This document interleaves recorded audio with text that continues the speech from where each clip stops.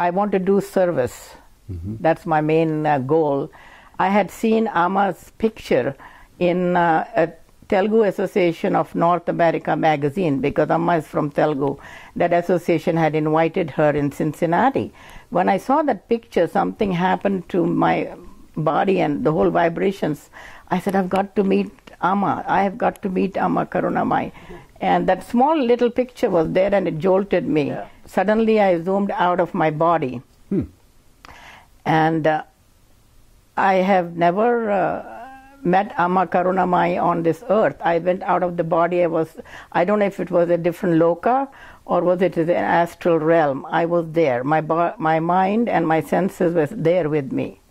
Had you ever had experience with the Kundalini awakening? Not after that first one.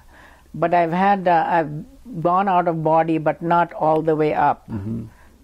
I think that one experience has brought all these 15 years of bliss, which I've been experiencing, and closeness to God, and I'm constantly in connection with God. And before that, I was more into the world. Any kind of grace and blessings you can receive from a person like Amma or an incarnation like God, you're visiting God. So they should come to seek her blessings. She is the divinity walking on this earth. She heals, she wipes your tears, she can burn some of your previous karmas with her grace. Subsequently, I went the following year to see her in Bangalore, India. She has an ashram in Bangalore. After that, I went to Houston to see her. And her brother, I was putting my shoes on or something on a bench, and her brother came and sat next to me and said, how would you like to host Amma? Oh, in Columbus. And I jumped with joy and in Columbus, and oh my God, I was so overwhelmed, and I just was, so happy to. So she came next year, which was, I think it was 1999 was the first visit, Amma's visit. Kamala Saxena is a retired medical doctor in Columbus, Ohio. In this Sojourn's interview, Dr. Saxena speaks of her long-standing devotion to holy woman Amma Sri Karunamayi of India. When she asked Amma about how Amma recognized Dr. Saxena's true nature, her true identity, Amma simply smiled and replied, "Soul connection. Welcome to Sojourns."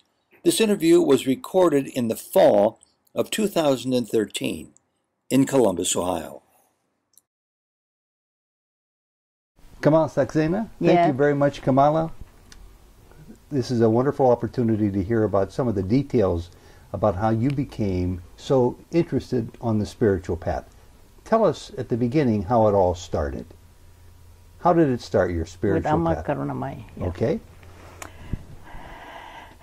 Jai Karunamayi to all of you. I would like to begin this narration with my humble pranams at the lotus feet of Amma Sri Karunamayi. Okay. Her name is Shri Shri Shri Vijayeshwari Devi, popularly known as Mother Karunamayi, the compassionate one, which means. I'm offering a small shloka at her lotus feet, and then I will narrate how I became interested and how I met Amma first. Om Sarvamangalamangale Shive Sarvartha Sadhike Sharanye Trayambake Devi Narayani Namostute Narayani Namostute Sri Karunamayi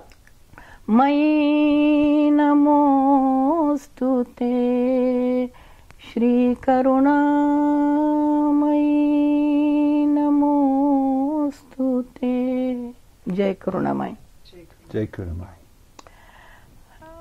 About 15 years, 14 years ago, 15 years ago, I was invited to attend a Satya Sai Baba speakers meeting at somebody's house. And I told my husband, I just have this intuition that I've got to go and see this person and listen to his talk. His name was Subbarao. He was a very ardent devotee of Satya Sai Baba. So I went to this host home and listened to his lecture. During the question answers, he knew that I was the way I was asking him questions, he became very interested, and he knew that I knew a little bit I'm on the spiritual path, and was asking him Gyan questions about Jnana, about body, and stuff like that, soul. So when we went to the basement and had dinner, I went and sat next to him because I had already eaten. And he said, asked him, you were talking about and teaching us the chakra meditation. And I don't know how to meditate, chakra meditation. Then Subbarao said, I will teach you. I said, but how? So he said, listen, I'm going to Canton, Ohio tomorrow. And if you come there, I promise to give you at least an hour, hour and a half, and to teach you the meditation. So I told my husband, Chand, I said, I've got to go to Canton. He said, no, you're not doing any such thing. You're always running after saints. But then I prayed to God and I said, I want to meet him and learn the chakra meditation. And I called him. He picked up his phone and he said, I can't come because my husband won't let me come to Canton. So he said, don't worry. I have to take my flight back from Columbus, Ohio. And I will come to your house an hour early. All you have to do is drop me back to the Satya Sai Baba temple here. They don't have a temple. It's a little, place where they do all the bhajans and stuff. I said, no problem. So I was so delighted. He came exactly at 2 to my home, and I had some snacks for him and fruit and stuff he ate. And then he sat right here, and Chandra also was here, and he taught me a beautiful chakra meditation. I was very impressed with him, the way he handled it. So the next day afternoon, I think it was a Sunday, so I was just laying on that sofa, and I was contemplating on the way he taught me the meditation, as well as there is a small booklet I have, which is called Nirvana Shatakam. When Shankaracharya, our Jagat Guru, was on his deathbed, he said, the disciples asked him, what is the essence of the whole lifetime of you as a guru, or your spiritual life? He said, I'll give you 6 verses. That's why it's called Shatakam, which means the life, the spirituality, you understand the whole spirituality in 6 verses. So it's a beautiful book, and it says about the body and the soul and everything, and who am I? That was the main thing. I am not this, I am not that, I am Shiva, I am that. So I was contemplating, then I put that book on my chest, and I was just kind of thinking about the meditation he taught me, and suddenly I zoomed out of my body. And I have never met Amma Karunamayi on this earth. I went out of the body. I don't know if it was a different loka or was it an astral realm. I was there. My mind and my senses were there with me. And there I saw just effulgence. And it was a bigger effulgence. I think it was Mahalakshmi. And my mind said, I know her. And I went to prostrate her. And before that I saw a smaller effulgence. I said, Mother Karunamayi, I'm going to meet her next week it was just an effulgence. There was no form or anything, just formless. So you had never met her? Huh? You had never met her up until that time? No, never met her. And this is a day after you learned this meditation? Yes. The thing is, I'll tell you a little bit previous one after I finish this. I saw the smaller effulgence, and I said, Amma Karunamayi, I'm going to meet her next week. And I recognized her as Mother Karunamayi, even ever not me meeting her ever on this earth. And then I prostrated to Mahalakshmi as I was going to, or whoever Devi was. And then my Kundalini rose. I heard a rip-rousing sound of my Kundalini rising. And then I woke up. I was a little bit scared, and then the bliss started coming on. I have to add that a week before this happened, before I met Subbarao, I had seen Amma's picture in a Telugu Association of North America magazine, because Amma is from Telugu. That association had invited her in Cincinnati. When I saw that picture, something happened to my body and the whole vibrations. I said, I've got to meet Amma. I have got to meet Amma Karunamayi. And that small little picture was there, and it jolted me. And I just had a strong feeling, so I called Cincinnati. And I said, I want to see Amma Karunamayi, I want to meet. He said, don't come to Cincinnati. It's going to be a stampede. There are at least 1,000 people here. So next week she's going to Michigan, and that might be a better place for you to go meet her. So I was all excited, even though Chanda said he's not going to take me to Michigan because I'm always running after saints. So, but then he said, okay, you can, I'll take you. So we went there to meet Amma. That was my first time ever. After meeting her up in the other realm, yeah. I went to Michigan, and Chanda said, I'm not coming in. I don't know who she is, so I'll sit outside. It was in a church. He was sitting outside on the stone little patio, and I went in. And we have to write on the cards what you want. I said, Amma, I just want a hug from you. I love you. That's all. And when I went there to see Amma, it was just amazing that I felt that I know from my previous lifetimes, and Amma said she will definitely give me the hug. And as soon as she looked at me, she said, this is your last birth, my child. You'll get salvation in this lifetime. You're very devotional, but you're going to have health problems, and I'm going to help you through that. Then she stood up and gave me a big hug. Oh, that's nice. And then subsequently I went the following year to see her in Bangalore, India. She has an ashram in Bangalore. At that time, I don't think she had an ashram in Peninsula 15 years ago. So I went to see her and had a beautiful, beautiful visit with her. And the third year after that, I went to Houston to see her. And her brother, I was putting my shoes on or something on a bench, and her brother came and sat next to me and said, how would you like to host Amma? Oh, in Columbus. And I jumped with joy and in Columbus, and oh my God, I was so overwhelmed, and I just was, so happy to. So she came next year, which was, I think it was 1999 was the first visit, Amma's visit. And you hosted her here for many years after that. Then. Yes. And in fact, the past 14 years except for 2013. I'm aware of people who go to Amma and say, I would like to host you in our city, but I've never heard Amma's family or brother coming to you and say, how would you like to host Amma in your city?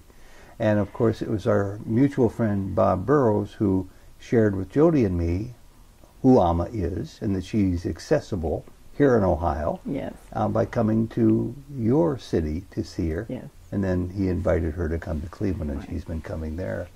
So how has that been? So the first year when she came, I just had, I don't know, I felt like God is here, and my house was like a heaven. And so she sat right here after she came in the next day.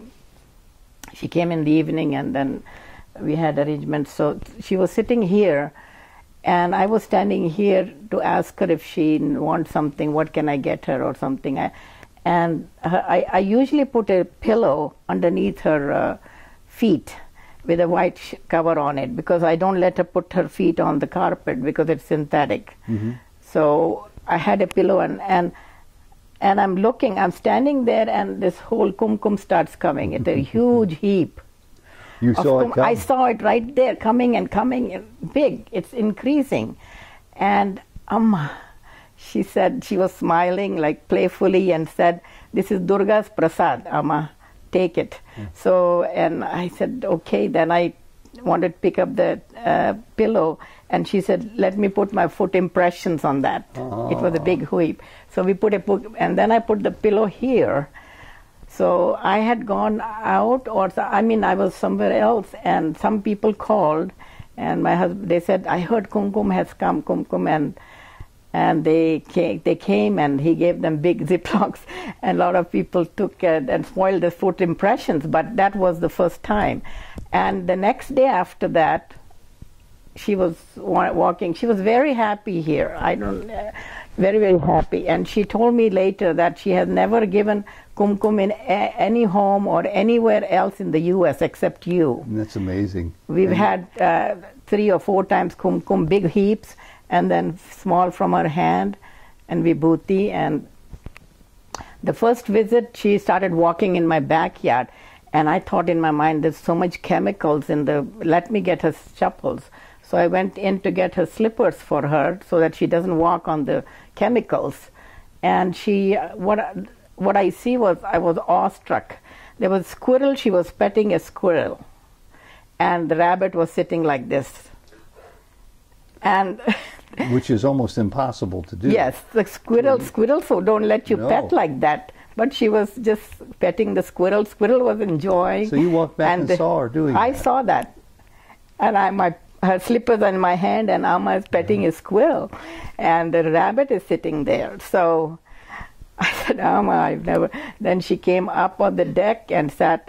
I was sitting next to her, and she started asking me my date of birth and all that. And then she just suddenly stood up and came behind me, and she did this on my hand. Her blouse was here. Mm-hmm. She did this on my head, and akshatas, the yellow rice, started falling like crazy, big.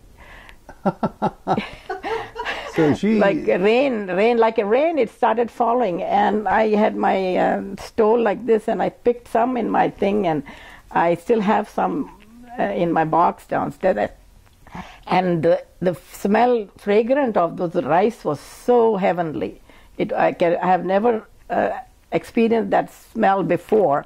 It was heavenly fragrance, those rice. So is that miracle, plus the miracle of the squirrel and the rabbit, plus the miracle of her full effulgence making itself apparent to you the day after you learned this meditation, what do you think it is about you, Amma, that's calling so much to your immediate attention, your consciousness, about Amma's position in the world? Do you think this is something that you've waited lifetimes to merit? Or what's your explanation for such rich experiences from her? From Amma? Yes. I think that it probably what I have done in my previous birth, my karmas, as well as I think the Subbarao, his presence, he was just like, like Baba. Now I have known Baba much closely, and I'm so drawn to him. Sometimes I feel I'm more drawn to him than Amma Karunamayi. I'm so close to him now. And at that time when he came, his vibrations or the way he taught me, I think his presence opened my chakras. Mm-hmm. It sounds that way. Yes. Yeah. And then that's why I had that out-of-body experience, and then Amma came and everything good happened. I did call him when I got next day that after your meditation, and he said, "You're very blessed." So I would say so. You've got many stories that we would like to hear. So what about some of the other miracles that you either saw yourself or you can report about? Tell us some of those. Amma, as I said, I tell people she's the creator, of this universe. So the whole universe is her children, her babies, the plants, the animals, the rivers. So we see miracles all the time with animals and plants around Amma. And of course, people are all her babies, like she calls them. I had a family come to see her from Indianapolis, and they had a teenage daughter. I think she was 14 when she came here, who was kidnapped a year and a half ago. And they found her a year and a half later, and she was totally mentally deranged and not acting normal at all, and she was very upset type of child. So the mother called me and said, I want to come and meet Amma. So I said, fine. So she brought them here to my home when Amma was seeing people. And Amma spent some time with the girl. And on the next day was Homa in my house. So I was so shocked that she said, can I help you with it? So Amma said, let her help if she wants to. And she spent some more time before the Homa with her, and then after that she was distributing water, and she was a changed child, completely normal. And these two parents were shocked that how come she has changed back to her normal self, tells her what name is, not even thinking of her negative experiences. What has Amma done? So they went back to Indiana, ran back to Indiana to bring their two brothers, two sons, because they were also mentally upset because the sister was kidnapped. They were not acting normal either. So those two boys were brought the next day. After Homa, Amma met with the boys too. And today the boys are so drawn to Amma. So they came to my home, and they wanted to go to India, to Peninsula Ashram. And so I gave them all the leads and everything and told them about India. So they have gone to Rishikesh, and they're just spiritually changed. They were transformed. They were not spiritual before. I asked them. They said, no, since Amma met and she took care of my sister and us, we are now drawn to her. So they went and met her in Peninsula Ashram. They are American family. That's great. Peter Picault and family. That's a wonderful story. And now the mother calls me every year saying, please tell Amma that she's on an honor roll. And now she's got into a very prestigious college. And her blessings have worked wonders. So there's so many other stories where Amma heals and blesses people. Well, tell us what it was like. You said you went to her ashram in Bangalore, but did you ever go to her larger ashram? I have not been there yet. All right. So one day maybe, huh? Yeah. Because but she Amma invites, comes she invites here people to come. every year, and I am so close to her, I didn't go yet. But, yeah. So we have a close friend here. When I was going to Bangalore before, she was diagnosed with a relapse of renal cancer, kidney cancer, and the doctor said, no, there's no chance, it's all spread and everything, it's a relapse, and she was very sick. So I went to see her before I went to Bangalore. I said, I'm going to see Amma. He said, please take my picture and have her bless me. So I took her picture in the Bangalore ashram. I said, Amma, my friend is very sick. And she blessed the picture. And lo and behold, when I came back, they said she's getting better. And until today, she's fine. There's no relapse of her cancer or anything. So her blessings can work wonders, if you have the good karmas. And this is a double blessing to you personally, too, because you were an intermediary on her behalf, and you are also a medical doctor. So yes. How does that impress you as a medical doctor, a woman of science, when it comes to the healing that many people seek due to their illnesses, when all of a sudden somebody like Amma can be there and heal without the use of science? When I have seen Amma and know about Amma, that she's the divinity walking on this earth, we are so fortunate that Amma is among us. I have absolutely no doubt that she is divinity walking on this earth. She's an incarnation of Goddess Saraswati, and I've seen so much that is so much of her divinity that I have even as a physician, I believe that divinity can work wonders, blessings or grace, divine grace. It has happened with my own husband. So how can I not believe it? So how did it happen with Chander? Chander, he was diagnosed actually early this year, in 2013. He had a PSA rising. The rate of rise was up to 9. So that is a dangerous thing. So we got his biopsy done of the prostate, and they found a little lesion, early cancer, and the doctor said you have to go and meet the radiation oncologist. So we did meet, and he said you've got to have 6 weeks of radiation. There might be complications like incontinence, and the bowels are very close to the prostate, and they might have bowel problems and so forth. There can be plenty of complications, but you've got to do this. So Chandra said, okay, I've made up my mind, I'll get the radiation done. So when Amma first came here, I think in April, she came and called me. Why are you not doing the... She heard, I wrote to her that I cannot do your program this year in Columbus because of Chandra's diagnosis. So she said, no, nothing can happen to Ram's son. She has my blessing. He has my blessings. And she won't even let me say the word cancer. And she said, no, he cannot, he is going to be fine. Nothing is going to happen to him. So Chandra said, I don't know how she's saying that when I'm ready to go for radiation. Yeah. So he said, before I start this radiation, let me go to Houston to play some golf there. He has a buddy who plays golf in Houston. So we were ready to go to Houston, and then his nephew, who lives in Austin, Texas, calls and said, I'm diagnosed, but I'm going to go play golf in Houston. So he said, no, Uncle Chacha means uncle. You have to get a second opinion here at MD Anderson since you're coming to Houston, because he said, no, I don't want any second opinions. I've got biopsy, everything is showing that. So he said, for my sake. And then I told him, for my sake too. So he said, listen, the nephew said, the CEO of MD Anderson is having dinner with me tonight.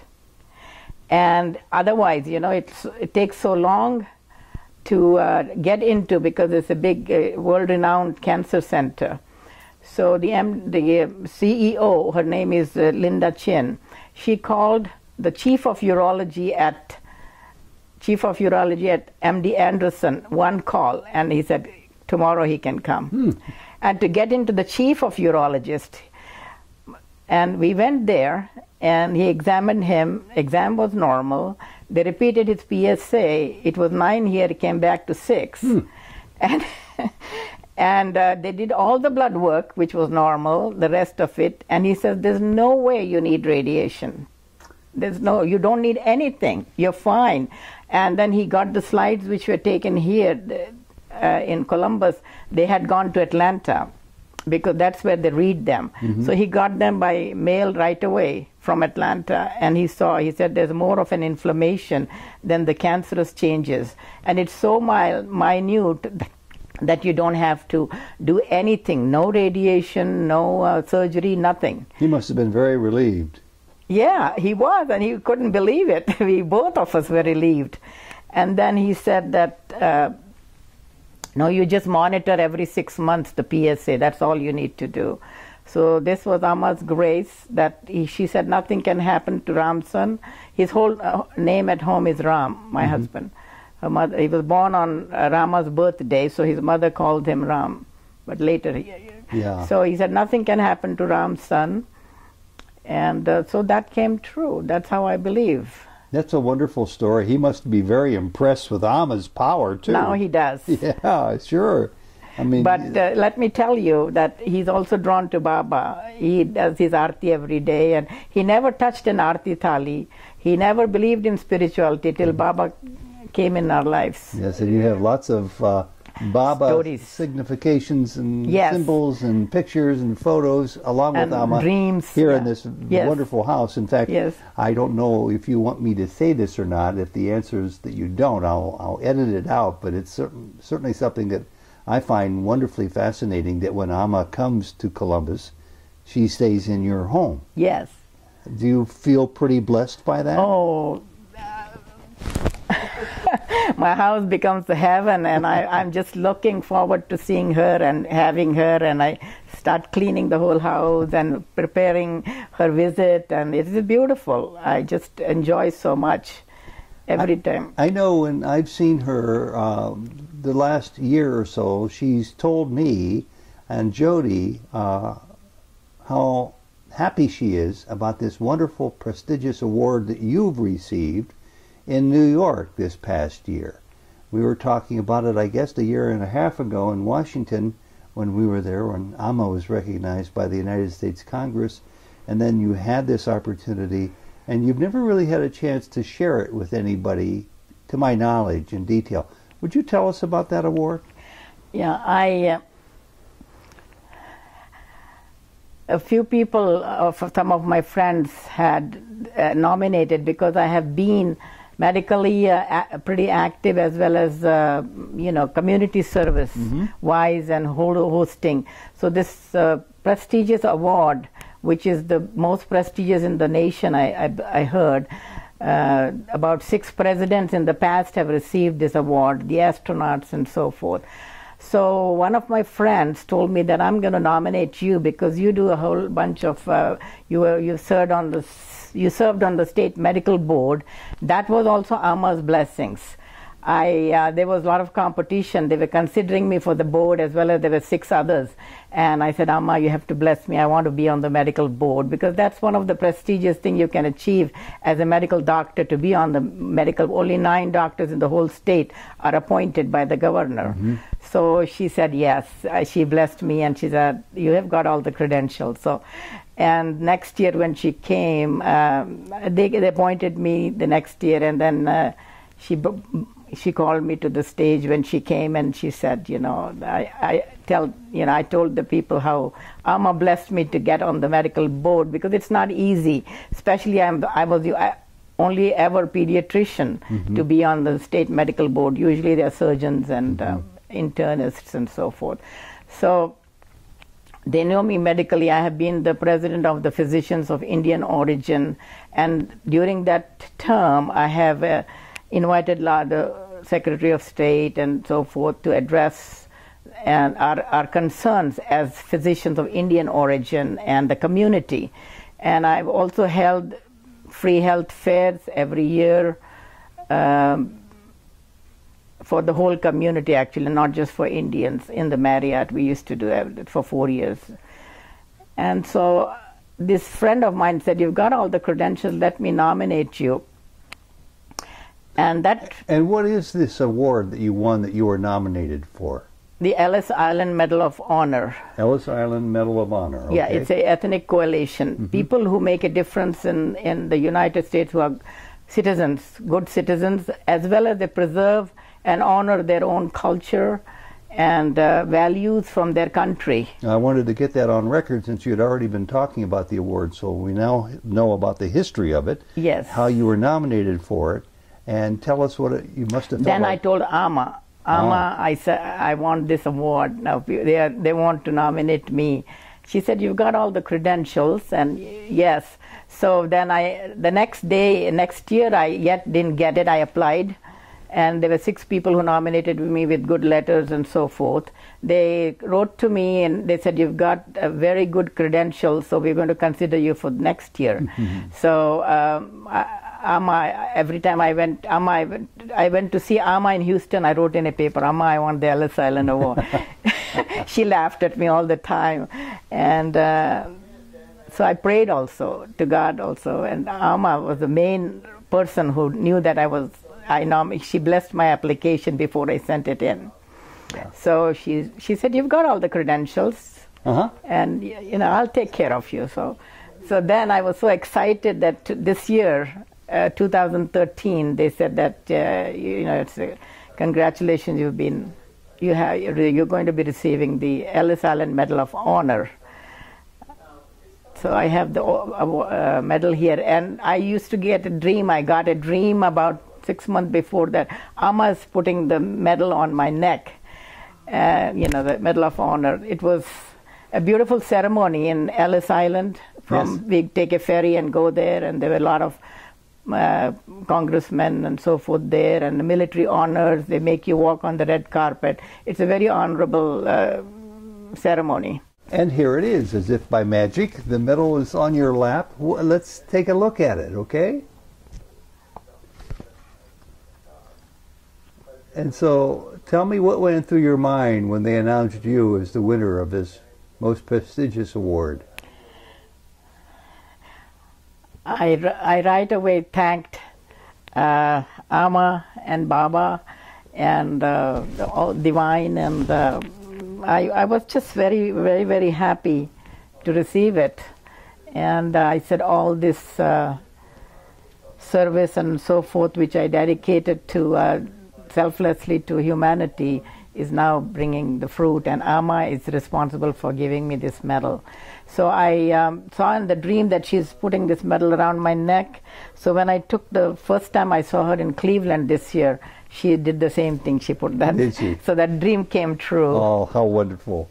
You know, this is an amazing series of stories and miracles and awards that you have to share with us.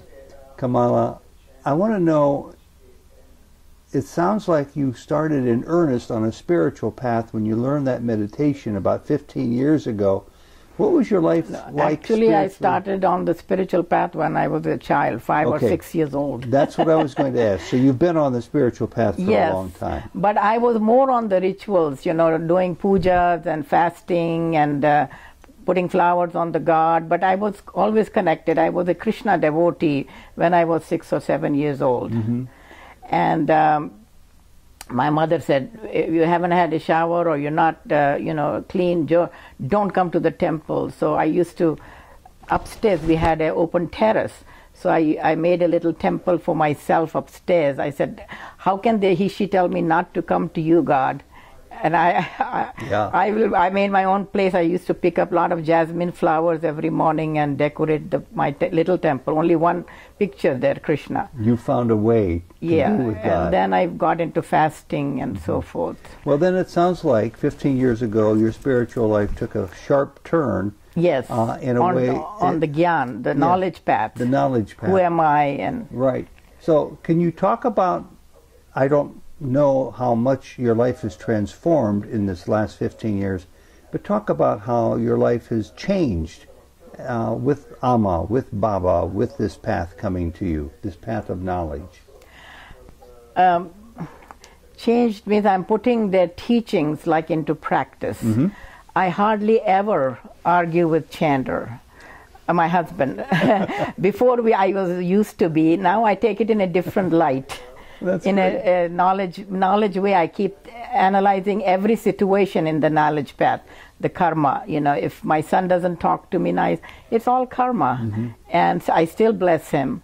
And I have become more peaceful, and I don't talk negative about people, because I said that's their path, and they're on a different level of evolution. Why should I don't like to talk. Before I did that, oh, she's like this, he's like that, you know. I don't do that anymore. It has transformed me, and I see everything in Vedantic light. Mm-hmm.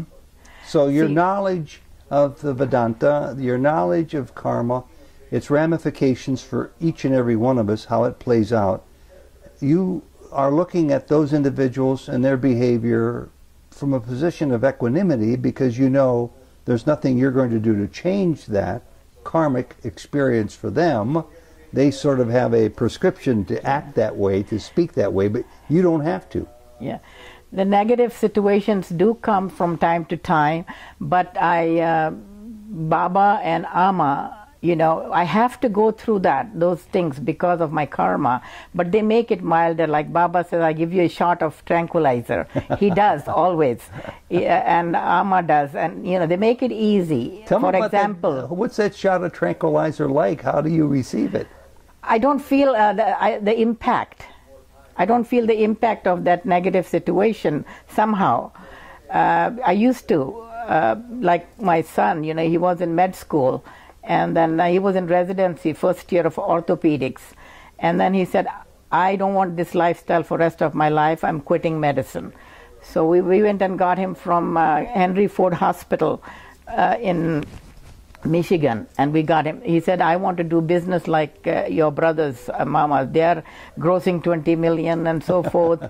And here you are laboring all the time as a doctor. I don't want to do the same thing. So he started, and then he got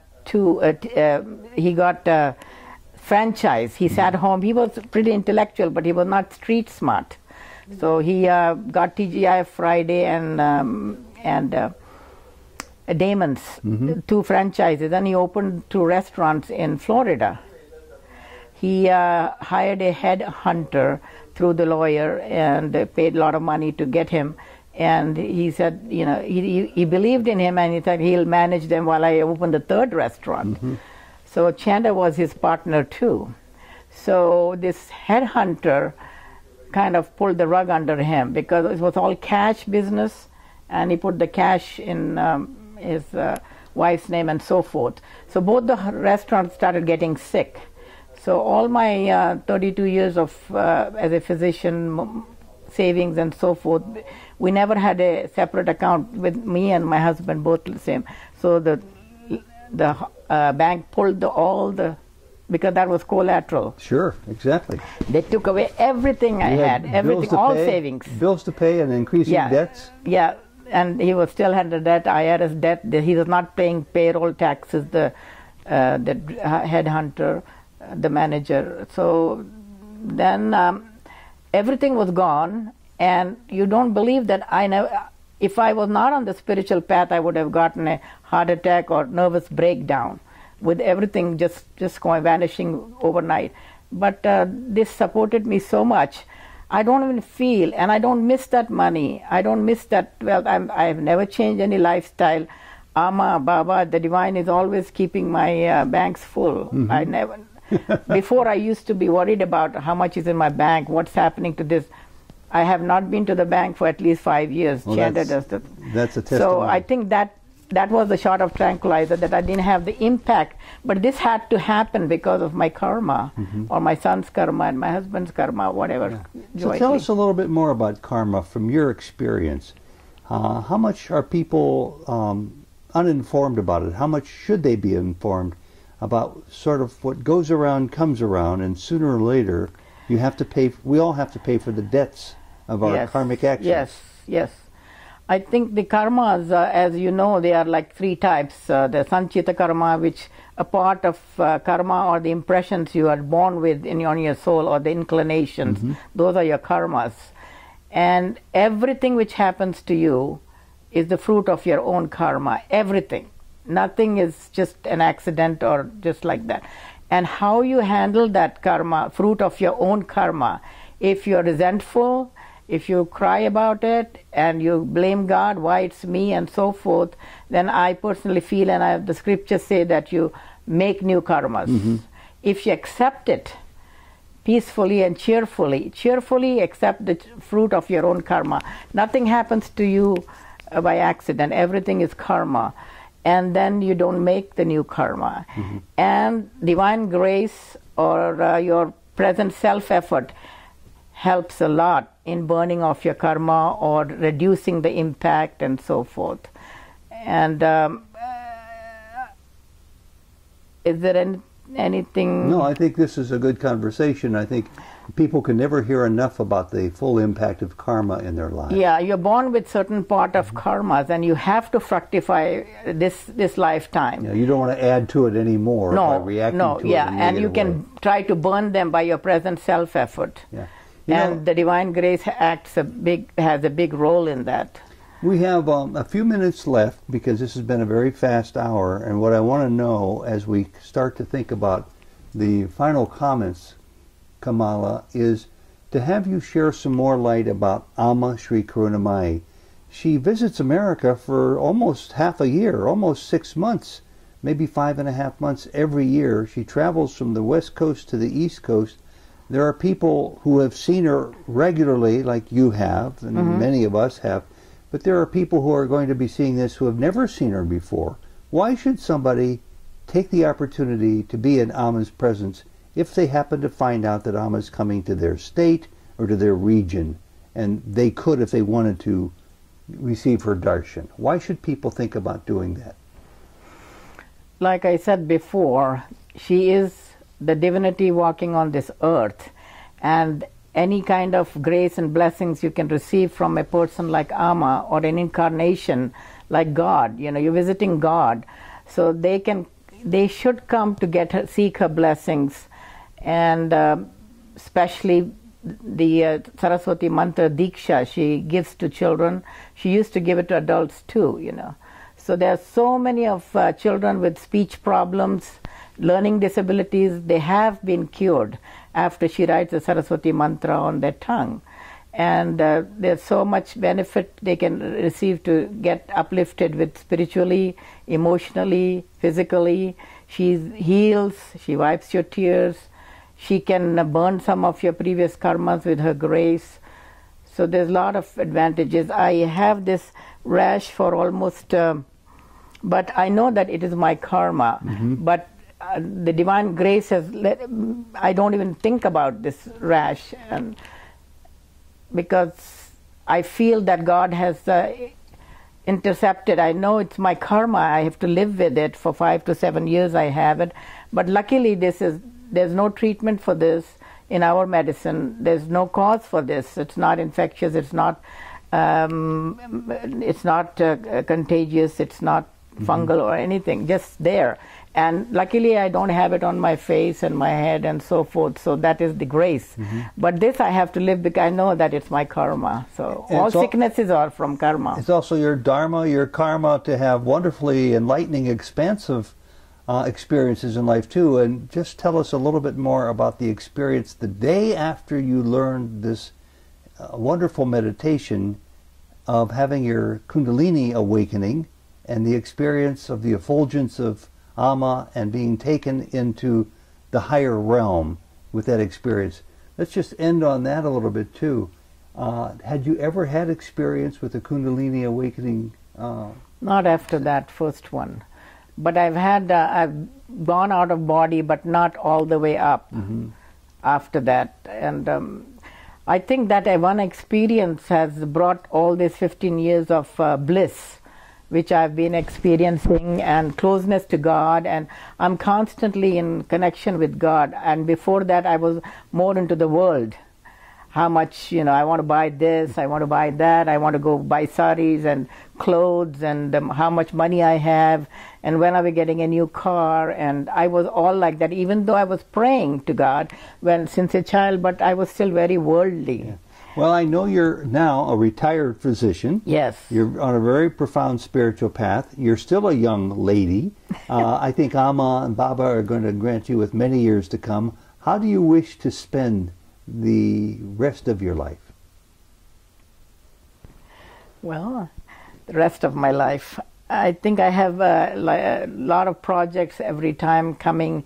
I want to do service. That's my main goal. And then now I'm doing a fundraiser for her tribal school, for free education to the underprivileged in India. So that is coming up in April. So we are going to work towards that. And of course, Amma has requested us to do some free medical service and also feed the homeless and so forth. That's just a tremendous story. You're an inspiration to anybody who sees this video. And I hope it's seen around the world, because people can find expansion in their hearts by having other teachers describe their path, so that other individuals who are witnesses to it can learn how to emulate it and be on a similar path. Yeah, Karunamayi's mobile van. Once Amma was here and she was showing us all these disabled children crawling to the nearest hospital, and her 500 villages, there was no hospital near or anything. So Amma said that I want to have a van. So I said how much it costs. So I don't want to mention how much, but I said, okay, that fine. Right away we wrote the check. And Amma got a huge medical van. The Mazda people made it for her. It has a birthing room. It has an emergency care. 4 doctors sit on the van and go around the villages giving immunizations, taking care of the sick, ophthalmology, everything. So that is called Karunamayi Mobile Hospital. Sounds like a hospital on wheels. Exactly what this is. Yes, that's what it is. Amma is very happy with that. They sent me a lot of pictures how much it's happening. There was a mishap where people fell in the ditch and so forth, some accidents and floods. So they carried the people in that van and brought them to the hospital. So she said it's very helpful. A few years ago, we went to Nagarhole near Mysore, India. It's a place, and we took a safari. It's an open jeep. Of course, there's a cover, glass cover, plastic cover on it. And we were looking at all the animals, and the driver kept saying, of the jeep said, it's very, very difficult to spot tigers. And whoever does spot tigers, we write their name and their life history and everything. And I said, started thinking about Amma and praying. I said, Amma, please show me the tiger. If you love me, please show me this tiger. So we went a little further, and we were hearing strange sounds from all the animals, the monkeys and so forth. So the driver said, listen, these animals are notifying each other of the danger, that the tiger is in the vicinity. So don't talk, we'll just slow down. So he slowed down and stood there, and to our surprise, there's a majestic big tiger coming from behind the bushes and just crossed the road behind our jeep. And we saw it at so close distance, and it was beautiful. And when Amma came next year, she said, how did you like the tiger? So she knew. She heard your prayer, she heard your request. Yes. And then you had one other story that I wanted to hear. When I did her program in Bombay, she was staying at my nephew's home, and there were about 250 students lined up to get her Saraswati Mantra Diksha from her. So we wanted Tulsi stalks. So they had 2 small plants, Tulsi plants, so we denuded all of them and took the stalks to take them to the individual blessings day where she was going to give the Diksha. So both the denuded plants we put behind the curtains and behind the drapes in the balcony. So the next day, day after that, Amma was leaving. After Amma left, we were picking up the room, all her things, we keep them separate, so we were taking, and when we drew the drapes, my nephew's wife said, Auntie, come here, there's a miracle. I said, what happened? He said, look at these plants, the denuded Tulsi plants. They were full blooming and swinging away. Big bloom on both. They were both denuded. So we took pictures of those. So you've been blessed so many different times with many miracles in your family, with your husband, with yourself, and observing them in nature as well. Yes. Great stories. I think Amma is the one with the nature. It's her creation, so she can play around with animals and plants and rivers. Kamala, this has been a wonderful story. Thank you very much for sharing so many insights. God bless you, and Karunamayi. Jai Karunamayi. Jai Karunamayi.